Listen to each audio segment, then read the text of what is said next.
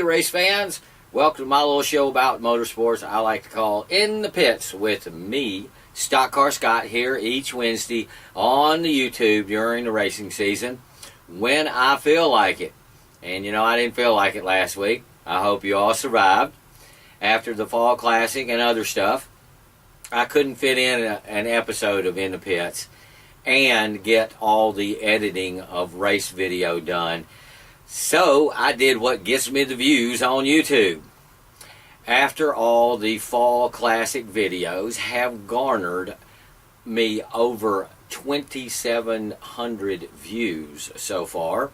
That's more views than a whole season of In the Pits, so I have to consider what you race fans really want to see. And me talking about racing don't get near as many views as racing without me talking. So to that end, the season is ending tonight. That way I can begin work on next season, which will start next spring before the Apple Cup, when I start trying to convince people to go to races again. I know there's still a few weeks left in the national and global series that we all watch on TV, and I want you to watch that stuff on TV, but you know, y'all don't need me to tell you about that stuff. You can watch that on NBCSN or Fox Sports 1. Besides, there are no local races to talk viewers into going to see anymore this year, unless you're planning on going to like California or Arizona or Texas or something, and you don't need me to talk you into anything like that. I hope some of you got to go see the Fall Classic that I've got so many videos of. I saw a bunch of my friends there, racing friends and such, there on both days, and I got to see a lot of really good racing there at Yakima Speedway. But I also witnessed some behavior that was less than desirable, so I was a little disappointed by the last weekend of racing in the Great Northwest.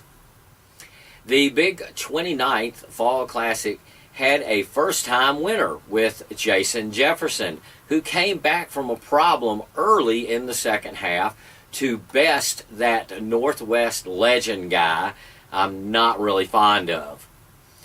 And the 200-lap race only lasted about 3.5 hours. A favorite of mine, Andy the Honey Badger Soul, had a nice finish that evening of 4th and didn't break anything in the Fall Classic race. His luck wasn't near as good earlier during the West Coast Late Model Series 100-lap main. Something broke in that race for the Honey Badger, but luckily stuff on the number 95 of Buck Knoll Jr. broke well before the race. They had time to fix it, and last year's West Coast Late Model champion was able to get to the front, even though he had to start the race in the rear of the field. The two fastest cars of Randy Marshall Jr. and Andy Beeman got together on the front stretch about halfway and ended both drivers' races. Rich Peters gained the lead for the second half and was aggressively challenged by Buck Knoll Jr. until the checkered flag. There was a bit of controversy in the race, and I hope everyone will be over it by next month at the awards banquet. And controversy and hurt feelings didn't confine themselves to the track, folks. But I won't go into that here.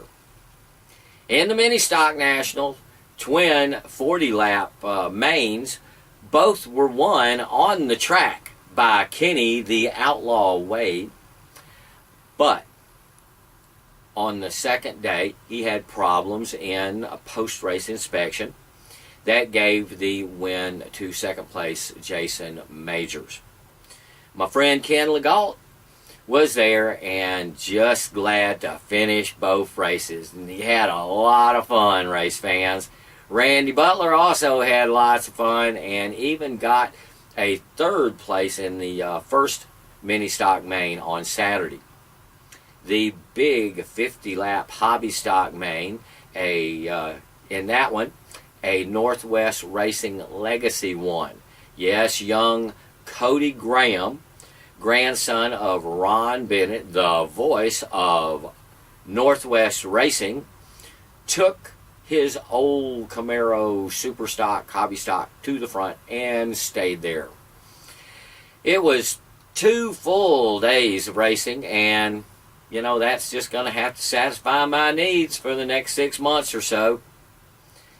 Let's see, since I last visited with y'all, there have been a few races on the old television, and I actually missed one altogether. Yep, I totally missed the truck race at Las Vegas. Y'all are going to have to tell me about that one.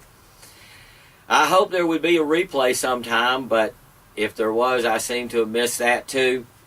It was the first race that I have missed altogether in many, many, many, many more years than I'd like to care to try to think. And it had left a void in my life.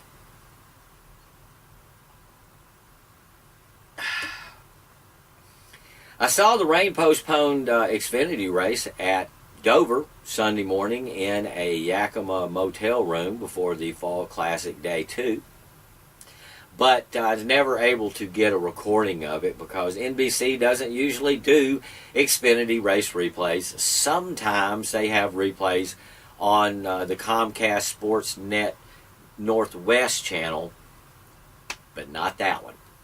So again, a void in my life and my collection of racing videos. I also saw the Formula One race in the motel. The Grand Prix of Malaysia came on early enough on Sunday morning, late Saturday night, for me to see Mr. Smiley Daniel Ricciardo win with his young teammate Max Verstappen in second. My favorite, Lewis Hamilton, led most of the race, then blowed up big time, folks, which has really damaged his championship hopes for this season. It did not help at all that his teammate, Rosberg, won last weekend in Japan and has over a race win lead in points over Hamilton in the standings going into their next race a couple of weeks from now at Austin, Texas for the U.S. Grand Prix.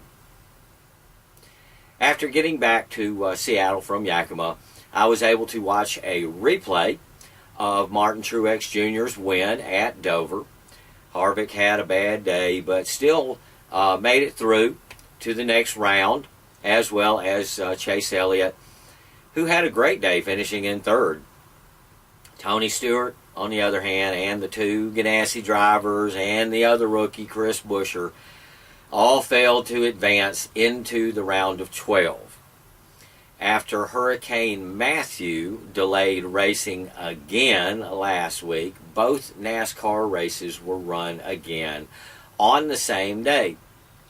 Early on Sunday, the Sprint Cup Series ran 500 miles at Charlotte, immediately followed by 300 miles for the Xfinity Series. All day NASCAR racing. I was in heaven. Anyway, in the first race, Jimmy Johnson basically got his mojo back with a big win, while in the second race, Joker Logano took away a chance for an Xfinity regular chaser to advance to the next round with a win. Next races for Sprint Cup and Xfinity are both again together at Kansas, Sunday and Saturday, as well as the ARCA season finale on Friday on Fox Sports 1. So get home early for that. But I'm really thinking about the races after those races the following weekend at the largest track on the NASCAR circuit, my favorite track on the NASCAR circuit in my home state of Alabama, that I was able to attend last year with my brother and pick up this sweet hat. Oh, and a couple of die casts. That was a nice vacation. Yeah, that was fun until right there at the end when Junior got beat, But anyway, but that won't stop me from watching this year, even if Dale Jr. is not going to be there. I have seen Talladega races with no Dale Jr., so it wouldn't be anything new now. That's what I'm looking forward to in a couple of weeks. But unfortunately, if you are looking forward to the next episode of In the Pits with me, StockCar Scott, you will have to wait a little longer.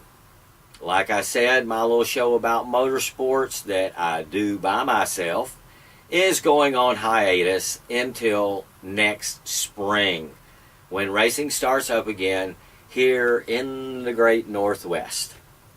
Until then, I will be working around here to make the show better.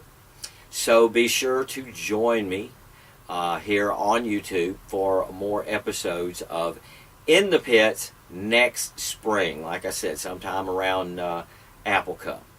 And until then, I will be posting the old Throwback Thursday shows of the Waterboys Sports Show, public access program that I used to be on a dozen years ago, and some old local races from almost that long ago that I taped way back when I had my first video camera. So, don't forget me, because I'll be back before you know it, with news and views of the racing from a northwestern perspective with a southern accent. Next year, same stock car time, same stock car channel, right here on In the Pits with me, StockCar Scott. And let me say, happy real Columbus Day, everyone. And remember, all races matter.